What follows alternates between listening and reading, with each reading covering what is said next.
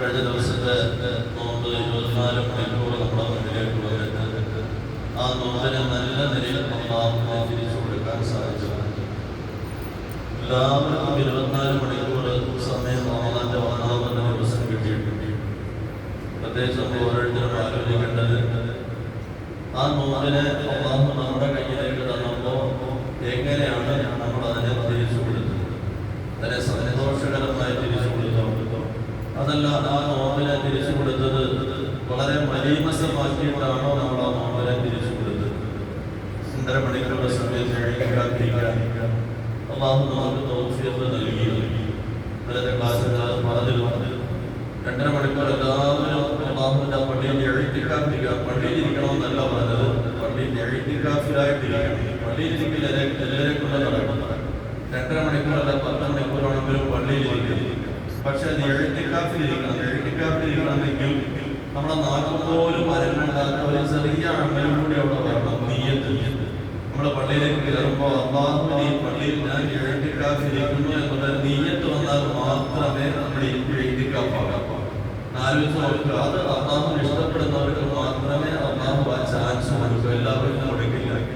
നമുക്കറിയാം ചില ആൾക്കാർ എല്ലാവരും ഒരു വിഷയത്തിന് വരും, ഒരു കാര്യം വാങ്ങാൻ വരും, എല്ലാവർക്കും ചിലപ്പോൾ കൊടുക്കണമെന്ന് എല്ലാവരും ഇഷ്ടപ്പെടുന്നവർക്ക് കൊടുക്കും. അത് ചിലപ്പോൾ അവസാനം വരുന്നവരാണെങ്കിലും ശരി പ്രത്യേക പരിഗണന കൊടുത്തിട്ട് അവരെ സഹകരിക്കാറില്ല. ഇതുപോലെ എന്നെ നിങ്ങളെയും സഹകരിച്ചു. 2.5 മണിക്കൂറിൽ കൂടുതൽ നമ്മൾ അള്ളാഹുവിന്റെ പള്ളിയിൽ ഇരിക്കുന്നുണ്ട്. അൽഹംദുലില്ലാഹ്. ഇശാഇന് തന്നെ വന്ന കാലത്ത് 2 മണിക്കൂർ 5 മിനിറ്റാണ് നമുക്ക് പള്ളിയിൽ തറാവീഹ് കഴിയുമ്പോഴേക്ക് ആയുള്ളത്. സുബഹിക്ക് വന്നാലും അതുപോലെ ഓരോ വഖത്തിനും അൽഹംദുലില്ലാഹ് നമുക്ക് പള്ളിയിൽ വരാൻ ഭാഗ്യമിരിക്കുന്നുണ്ട്. പക്ഷേ ഈ പറഞ്ഞ പോലെ ഇഅ്തികാഫിന്റെ തൗഫീഖ് എന്ന് പറയുന്നത് നമ്മുടെ ചുണ്ടുപോലും മനങ്ങണ്ടാണ്. കയറുന്ന വഴി നമ്മുടെ വലതുകാലം വെച്ചുകൊണ്ട് കയറുമ്പോൾ അള്ളാഹുവിനെ പള്ളിയിൽ ഇത്രയും മനസ്സിൽ കരുതിയാൽ മാത്രം മതി. പക്ഷെ അതെല്ലാവരും കിട്ടാത്ത എന്തുകൊണ്ട്? അള്ളാഹുമായിട്ട് എവിടെയോ ചില പ്രശ്നങ്ങളുണ്ട്, എവിടെയോ ചില ഉടക്കുകളുണ്ട്, എവിടെയോ ചില പ്രശ്നങ്ങൾ ഉണ്ടാക്കിയിട്ടുണ്ട്. അത് അള്ളാഹുനോടൊന്ന് പറഞ്ഞു തീർത്താൽ പിന്നെ അള്ളാഹു വാരി കോരി ഇട്ടു തരികയും ചെയ്യും. അതുകൊണ്ട് ആ വിഷയത്തെ നമ്മൾ ഒന്നാമത് നമ്മൾ വിലയിരുത്തണം. രണ്ടാമത്തെ ഇന്നലെ നോമ്പിനെ അള്ളാഹുവിന്റെ കയ്യിലേക്ക് തിരിച്ചു കൊടുത്തത് എങ്ങനെ? നമുക്കൊക്കെ ഇന്നലത്തെ നോമ്പ് കിട്ടി.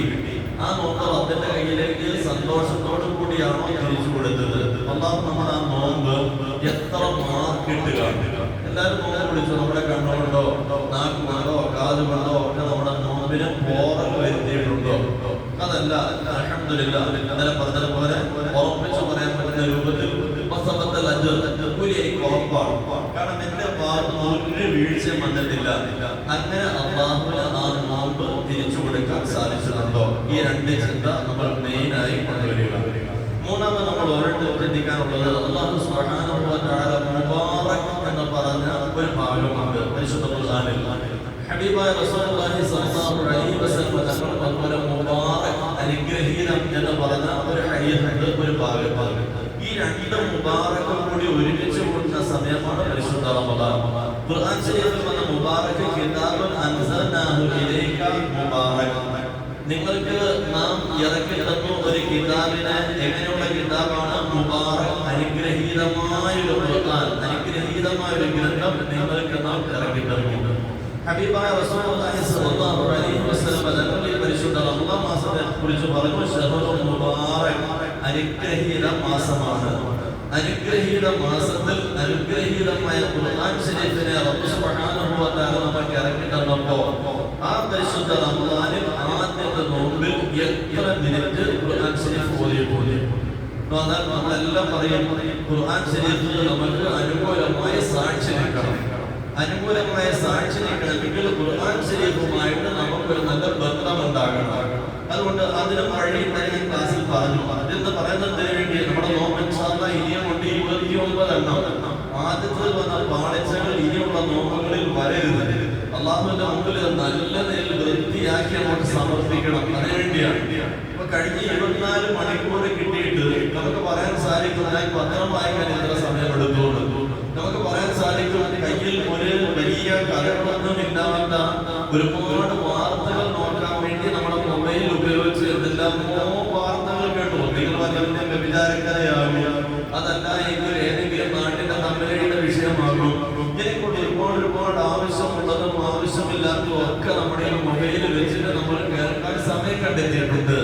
ഈ രണ്ട് മുബാറക്ക് ചേർന്ന് വരുന്ന അനുഗ്രഹീതമായ ഖുർആനും അനുഗ്രഹീതമായ റമദാനും, ആ മുബാറക്കായ റമദാൻ എത്തിയിട്ട് ഈ മുബാറക്കായ ഖുർആൻ ശരീഫ് 10 മിനിറ്റ് ഓതാൻ അല്ലാഹു നമുക്ക് തൗഫീഖ് തന്നു.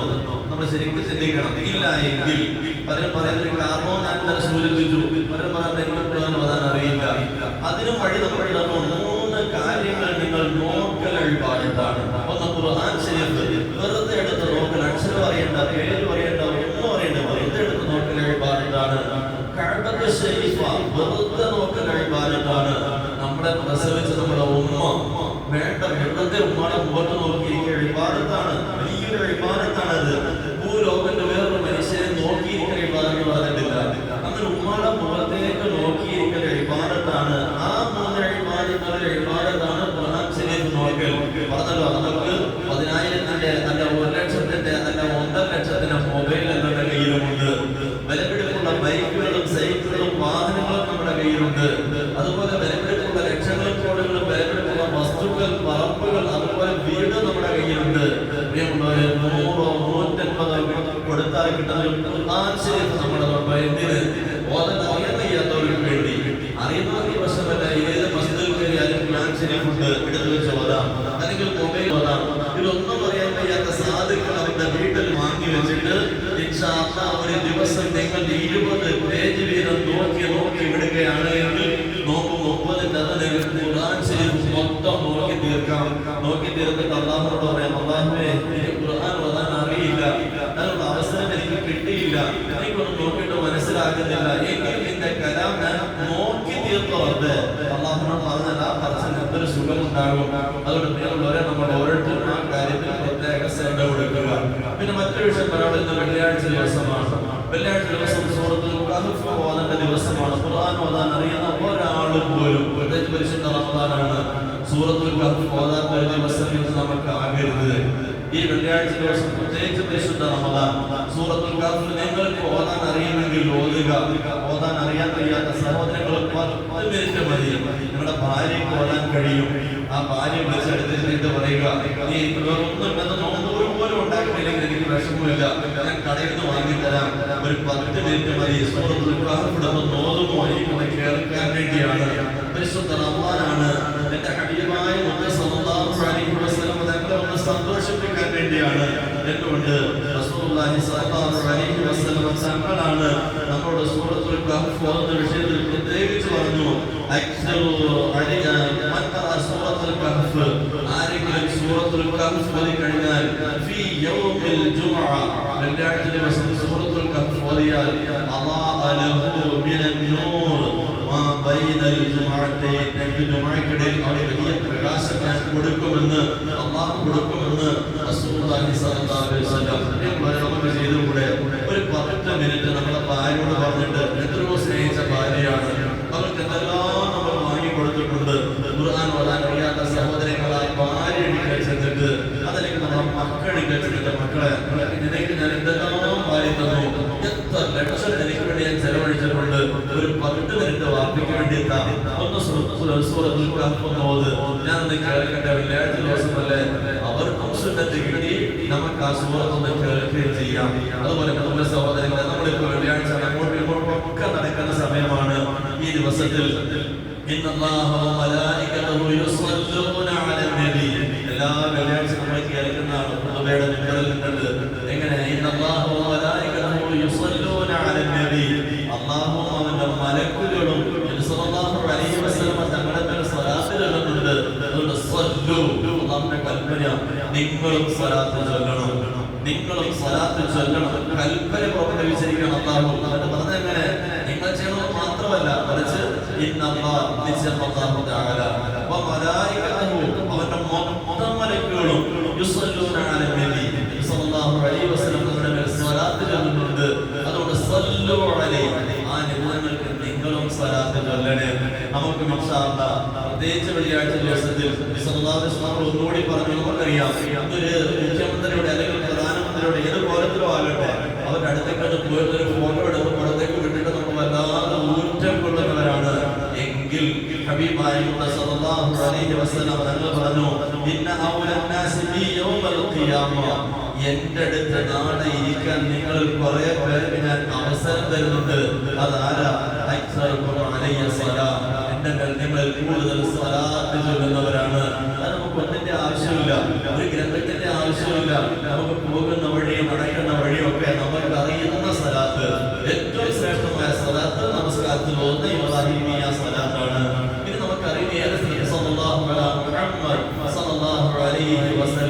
അങ്ങനെ നമ്മൾ സ്വലാത്ത് ചൊല്ലിക്കൊണ്ട് നടക്കുന്ന വെള്ളിയാഴ്ച ദിവസം നമുക്ക് ഇൻഷാ അല്ലാഹ് റസൂലുള്ളാഹി സ്വല്ലല്ലാഹു അലൈഹി വസല്ലം തങ്ങളുടെ അടുത്ത് ഇരിക്കാനുള്ള ഭാഗ്യം ലഭിക്കും. ഒരു ഹദീസിൽ പറഞ്ഞ നമ്മൾ 15 മിനിറ്റേ ഉള്ളൂ.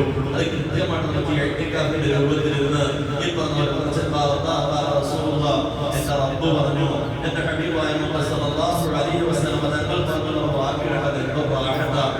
അതുകൊണ്ട് മഹാനായ റസൂലുള്ളാഹി സ്വല്ലല്ലാഹു അലൈഹി വസല്ലം തങ്ങൾ എന്നെ നിങ്ങളെ നോക്കിയിട്ട് 2 വാക്കുകൾ പറഞ്ഞിട്ടുണ്ട്. ഒരിക്കൽ നബി സല്ലല്ലാഹു അലൈഹി വസല്ലം തങ്ങൾ ഇങ്ങനെ തെരുവിലൂടെ നടക്കുന്ന സമയത്ത് ഒരു ജനാസ കൊണ്ടുപോകുന്നു. ഒരു ജനാസ ഇങ്ങനെ അബൂ ഖത്താദ റളിയല്ലാഹു അൻഹു റിപ്പോർട്ട് ചെയ്യുന്നു, കാന യുഹദ്ദിസു അന്ന റസൂലുള്ളാഹി സ്വല്ലല്ലാഹു അലൈഹി വസല്ലം മുറ അലൈഹി ബിജനാസ. നബി സല്ലല്ലാഹു അലൈഹി വസല്ലം ഇങ്ങനെ പോകുമ്പോൾ ഒരു ജനാസ മുന്നിലൂടെ കൊണ്ടുപോകുന്നു. അപ്പോൾ നമ്മൾ തന്നെ ആലോചിച്ച് നോക്കുക, നമ്മുടെ പുത്തമ്പള്ളിയുടെ വാതിലവിടെ നിൽക്കുന്നു, ഒരു ജനാസ, ഒരു മയ്യത്ത് നമ്മുടെ മുന്നിലൂടെ ഇങ്ങനെ ചുമന്നുകൊണ്ട് പോകുന്നു. ആ സമയത്ത് റസൂലുള്ളാഹി സ്വല്ലല്ലാഹു അലൈഹി വസല്ലം തങ്ങൾ പറഞ്ഞു, ഖാല മുസ്തരീഹ് ഔ മുസ്തറാഹു മിൻ. ഇത്ര പറഞ്ഞല്ലോ. ആ ജനാസ ഇങ്ങനെ നോക്കിയിട്ട് ആ മയ്യത്തിൽ നോക്കിയിട്ട് നബി സല്ലല്ലാഹു പറഞ്ഞു, ഈ മയ്യത്ത് ഒന്നുകിൽ മുസ്തരീഹ് ആണ്, അതല്ല എങ്കിൽ മുസ്തറാഹു മിൻഹു ആണ്. ഞാൻ നിങ്ങൾ പോകുമ്പോഴും ഇതുപോലെ തന്നെ പലരും പറയും, ഒന്നുകിൽ ഈ മയ്യത്ത് മുസ്തരീഹ് ആണ്, അതല്ലെങ്കിൽ മുസ്തറാഹു മിൻഹു ആണ്. പക്ഷേ പറഞ്ഞത് സഹാബാക്കൾക്ക് മനസ്സിലായില്ല. ഫഖാലു, അവർ ചോദിക്കുന്നു, യാ റസൂലല്ലാഹ്, അല്ലാഹുവിന്റെ റസൂലേ സല്ലല്ലാഹു അലൈഹി വസല്ലം, മൽ മുസ്തരീഹ് വമൽ മുസ്തറാഹു മിൻഹു. എന്താ നബി പറഞ്ഞത്? അങ്ങ് പറഞ്ഞു മുസ്തരീഹ് ആണ്, മുസ്തറാഹു മിൻഹു ആണെന്ന് പറഞ്ഞു. എന്താ നബി അങ്ങ് പറഞ്ഞത്? ഞങ്ങൾക്ക് മനസ്സിലായില്ല.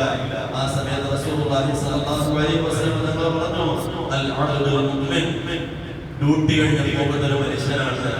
19 വർഷം അല്ലെങ്കിൽ 60 വർഷം അല്ലെങ്കിൽ 20 വർഷം അത് അല്ലാഹു തീരുമാനിക്കുന്നതാണ്.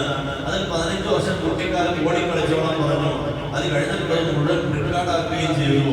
ആ റിക്കാർഡാക്കിയ സമയത്ത് ഒന്നുകൂടി പറഞ്ഞു, നിങ്ങൾ വിഷമിക്കേണ്ട, എന്തെങ്കിലും പറ്റിപ്പോയെങ്കിൽ ഇസ്തിഗ്ഫാർ ചൊല്ലി തൗബ ചെയ്ത് ഡിലീറ്റ് ആക്കിയിട്ട് വെക്കോളാൻ പറഞ്ഞു. അതൊന്നും അവിടെ ഒരു പ്രശ്നമാകത്തില്ല എന്നൊക്കെ പറഞ്ഞു. ഇതെല്ലാം പറഞ്ഞിട്ട് കേൾക്കാതെ പോയ മനുഷ്യൻ, അതുകൊണ്ട് ഇന്ന് അവന്റെ കയ്യും കാലും ഒക്കെ കെട്ടി, താടിയൊക്കെ കെട്ടി, ഇനി ഒന്നും മിണ്ടാനുമില്ല, പറയാനുമില്ല, ഓടാനുമില്ല, ചുരുട്ടി 3 കെട്ടി ആ ജനാസയുടെ കട്ടിലിൽ സന്തോഷത്തിൽ നമ്മളെങ്ങനെ കൊണ്ടുപോകുമ്പോ അവൻ മുഅ്മിനായ ഒരു അടിമയാണെങ്കിൽ ഇനി അവന് ദുനിയാവിൽ ഒരു വിഷമങ്ങളുമില്ല, ഇനി അവന് വേദനകളില്ല, കൈവേദന, കാലുവേദന, അല്ലെങ്കിൽ പട്ടിണി, അല്ലെങ്കിൽ മറ്റെന്തെങ്കിലും ദുരിതങ്ങൾ എല്ലാം കഴിഞ്ഞു. അവൻ ദുനിയാവിന്റെ എല്ലാ വിഷമങ്ങളിൽ നിന്നും അതിന്റെ എല്ലാ ഇടങ്ങേറിൽ നിന്നും രക്ഷപ്പെട്ടു. അവൻ പോവുകയാണ് സ്വർഗത്തിലേക്ക്. അവൻ മുസ്തരീഹാണ്. അവൻ പോകുന്ന എങ്ങോട്ടില്ല? അല്ലാഹുവിന്റെ അനുഗ്രഹത്തിലേക്ക് അവൻ പോകുന്നു. ഡ്യൂട്ടി ക്ലിയർ ആക്കി നല്ലൊരു സർട്ടിഫിക്കറ്റ് ഒക്കെ വാങ്ങി അവൻ അങ്ങനെ പോവുകയാണ്. അല്ലാഹുവിന്റെ തിരുസമക്ഷത്തിലേക്ക് പോകുന്നു. അങ്ങനെയുള്ള ഒരുവനാണ് ഈ സന്തോഷത്തിൽ കിടക്കുന്നത്. രണ്ടാമത് റസൂലുള്ളാഹി സ്വല്ലല്ലാഹു അലൈഹി വസല്ലം പറഞ്ഞു, ഇതുപോലെ കുറച്ച് ജീവിതം കിട്ടി, അവന്റെ ജീവിതം വൽ അബ്ദുൽ ഫാജിർ. റസൂലുള്ളാഹി സ്വല്ലല്ലാഹു അലൈഹി വസല്ലം പറഞ്ഞ വാക്ക് വൽ അബ്ദുൽ ഫാജിർ, അവൻ തെമ്മാടിയായ ഒരു മനുഷ്യനാണ് എങ്കിൽ ഈ പറഞ്ഞ കിട്ടിയ ജീവിതം തോന്നിവാസത്തിലാക്കാം. കണ്ടതെല്ലാം വലിച്ചു കയറ്റി, കണ്ടതെല്ലാം തിന്നും കുടിച്ചു, കണ്ടവരുമായിട്ടൊക്കെ ഇടപെട്ടു. അങ്ങനെ അവന്റെ ജീവിതം മുഴുവൻ താറുമാറാക്കിയെങ്കിൽ നമ്മുടെ സ്വന്തം ഭാര്യ ചെന്നിട്ട് ഉമ്മപ്പെടുത്താൻ അതിനെ വിവാദത്താണ്, പ്രതിഫലം തരും. അതേ അവസ്ഥയിൽ ഏതെങ്കിലും കണ്ട പെണ്ണിനടുക്കിലേക്ക് പോവുകയാണെങ്കിൽ അത് വ്യഭിചാരമാണ്. എത്ര സുന്ദരമാക്കി രണ്ടും ഒന്ന് തന്നെ. നമ്മുടെ ഭാര്യയുമായി കുറെ സമയം സംസാരിച്ച് വഴിമാറിട്ടാണ്. അത് കണ്ടവന്റെ ഭാര്യയുമായിട്ടോ കണ്ട പെണ്ണുമായിട്ടോ ആണെങ്കിൽ അതെല്ലാം വ്യഭിചാരമാണ്. ഈ നിലയിൽ എല്ലാം റബ്ബ് സുബ്ഹാനഹു വ തആല ആ റബ്ബിന്റെ അടുക്കൽ ഒരു തെമ്മാടിയായിട്ടാണ് ജീവിച്ചത് എങ്കിൽ അവന്റെ ജനാസ ഇങ്ങനെ കൊണ്ടുപോകും. ആ സമയത്ത് അവനിൽ നിന്ന് എല്ലാം റാഹത്തായി, അവനിൽ നിന്ന് എല്ലാം റാഹത്തായി. എങ്ങനെ? മിൻ ശർരിഹി, അവന്റെ നാശത്തിൽ നിന്ന്, അവന്റെ നാശത്തിൽ എല്ലാവരും റാഹത്തായി. ആരൊക്കെയത്? ഇനി ഇവൻ കാരണം ഈ ഭൂലോകത്ത് അവർക്ക് ഓരോ അടിമേലി തെറ്റ് ചെയ്യില്ല. കാരണം ഇവരുടെ പണി കഴിയും, കഥ കഴിഞ്ഞ് ഇവരെ കുഴിച്ചിടാൻ കൊണ്ടുപോകുക. അതുപോലെ തന്നെ ഒരു നാടും ഇവന്റെ പിന്നണിയിൽ പെടുകയില്ല എന്ന് പറഞ്ഞാൽ, ഈ സ്ഥലം നമ്മൾ സുജൂദ് ചെയ്യുമ്പോൾ ഈ സ്ഥലം നമുക്ക് വേണ്ടി ദുആ ചെയ്യും. ഈ സ്ഥലം കഞ്ചാവ് ഉപയോഗിക്കാനാണ്, നമ്മൾ കഞ്ചാവ് അടിക്കാനാണ് ഉപയോഗിച്ചത് എങ്കിൽ ഈ സ്ഥലം നമ്മളെ ശമിക്കും. അപ്പൊ ഈ ഒരു നാടിനും നമ്മൾ കാലം ഷർറില്ല. സകല വൃക്ഷങ്ങളും ഇവന്റെ നാശത്തിൽ നിന്ന് രക്ഷപ്പെട്ടു. ഒരു കരിക്ക് കുടിക്കുമ്പോ ആ കരിക്ക് പറയും, അല്ലാഹുവേ, ഒരു സുജൂദ് ചെയ്യുന്നവൻ, നമസ്കരിക്കുന്നവൻ എന്നെ കുടിച്ചിരുന്നുവെങ്കിൽ എത്ര റാഹത്തായിരുന്നു. അതേ അവസ്ഥയിൽ മദ്യപിക്കുന്നവനാണ് കുടിച്ചതെങ്കിൽ, പരിശുദ്ധനാണ് കുടിക്കുന്നതെങ്കിൽ ഈ കരിക്ക് പറയും, അല്ലാഹുവേ, ഈ ഹറാമിനകത്തേക്ക് എന്നെയും അവരെ വലിച്ചിട്ടല്ലോ, തെങ്ങ് നമ്മളെ ശപിക്കും. റസൂലുള്ളാഹി സ്വല്ലല്ലാഹു അലൈഹി വസല്ലം ഒരു വൃക്ഷങ്ങൾ അവനെ ശപിക്കും. ചിക്കനും മട്ടനും ബീഫും നമ്മളെ ശപിക്കും. കാരണം എന്താ? അവര് പറയും, അല്ലാഹുവേ, നല്ല മനുഷ്യർക്ക് തിന്നാൻ വേണ്ടി ഞങ്ങളെ നീ വിട്ടത്, പക്ഷെ ഇവൻ ഞങ്ങളെ കുട്ടികൾ ഹറാമിന്റെ കൂട്ടത്തിലാണ്, ഞങ്ങളുടെ ജീവിതം തകർന്നല്ലോ എന്ന് അവരെ ശപിക്കും. അതേ അവസരം നല്ല മനുഷ്യൻ തിന്നു കഴിഞ്ഞാലോ അവര് പറയും, മാഷാ അല്ലാഹ്, എന്നെ കൊണ്ടുപോയി തിന്നിട്ട് അവൻ സുജൂദ് ചെയ്തതല്ലേ, അവൻ ദുആ ചെയ്തതല്ലേ എന്ന്. പ്രിയമുള്ള സഹോദരങ്ങളെ, അതുകൊണ്ട് ഞാൻ നിങ്ങളും മുസ്തരീഹാണോ മുസ്തറാഹ മിൻഹു ആണോ എന്ന് ആലോചിക്കുക. അല്ലാഹു സുബ്ഹാനഹു വ തആല നമുക്ക് ചിന്തിക്കാൻ തൗഫീഖ് നൽകി അനുഗ്രഹിക്കുമാറാകട്ടെ. ജീവനം കുറച്ച് സമയത്തേക്കേ ഉള്ളൂ. ഇപ്പൊ നോമ്പെടുത്ത് നമ്മൾ ഇന്നത്തെ വൈകുന്നേരത്തെ നോമ്പ് നമുക്ക് മുറിക്കാനൊക്കുമോ നമുക്ക് ഉറപ്പില്ല. അങ്ങനല്ലേ നമ്മുടെ പള്ളിക്കാട്ടിലേക്ക് ഓടിയെന്ന് പോയത്? നമ്മൾക്ക് പല കാര്യങ്ങളും വളരെ ഓടിപ്പോയി. ഇതുപോലെ നമ്മൾ പോകാൻ നിൽക്കുകയാണ്. അതുകൊണ്ട് വളരെ ശ്രദ്ധിച്ച് നമ്മൾ ഓരോ സമയങ്ങളും മുതലാക്കി എടുക്കുക. നേരത്തെ പറഞ്ഞ പോലെ വിലയിരുത്തി മുന്നിലേക്ക് പോവുക. കഴിഞ്ഞ നോമ്പിൽ വന്ന വീഴ്ചകൾ ഇന്നത്തെ നോമ്പിൽ വരരുത്. പരിശുദ്ധ റമദാന്റെ ആദ്യത്തെ പത്തിലെ ആദ്യ വെള്ളിയാഴ്ചയാണ്. നോമ്പ് മുറിക്കുമ്പോ അൽഹംദുലില്ലാഹ് റാഹത്തായിരുന്നു.